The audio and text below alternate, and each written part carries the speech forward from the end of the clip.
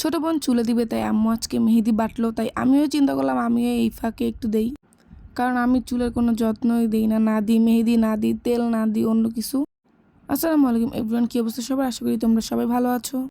দুপুর লাঞ্চের টাইমে আন্টি ভাত খাচ্ছে, তখনই আমি ক্যামেরাটা অন করি। আন্টি বলতেছে ওয়েট করো, আমি একটা বড় লোকমা নেই। আমি তখনই বললাম ঠিক আছে তুমি নাও, আমি ক্যামেরা ধরতেছি। আর আন্টি এত ফানিভাবে নিচ্ছে, আমার দেখে এত হাসি পাচ্ছিল কি আর বলবো। তোমরা এর আগেও আমার আন্টির সাথে আমরা অনেক ভিডিও দেখছো, ওনাকে দিয়ে আসলে অনেক ফানি ফানি ভিডিও করানো যায়, বাট উনিও ব্যস্ত থাকে, তাই আসলে করা হয় না তেমন একটা। আজকে বাসায় সুযোগ পেয়ে ভাবলাম একটা ভিডিও করেই ফেলি, আর যেই কথা সেই কাজ।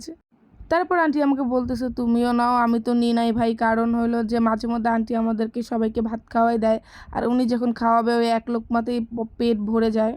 যাই হোক, তারপরে আবার ফুচকা খেতে বসলাম, সন্ধ্যার সময় সবাই মিলে ভাবতেছিলাম ফুচকা খাবো। আর এখানে আমি এত একটা ঝাল বা মশলা কিছুই দেই নাই। বুটের ডাল দিয়ে আমি একটু আলুর ভর্তা মেখে নিছি, এখানে হালকা একটু ঝাল দিছি। চিন্তা করছি বাকি ঝালটা টকে দিব আর বাকিটা এমনি কাঁচাই খাবো। আর এই টকের স্পেশালিটি হইল যে বিট লবণ আর জিরা গুঁড়া। বিট লবণ দিলে আর জিরা গুঁড়া দিলে এটার স্বাদ একদমই চেঞ্জ হয়ে যায়। আর ভাই এভাবে বানাইলে দেখবা দোকানও ফেল। যদি তোমাদের কাছে ধনিয়া পাতা থাকে তাহলে তো কোনো কথাই নাই, যারা ধনিয়া পাতা পছন্দ করো তারা দিয়ে খাবা।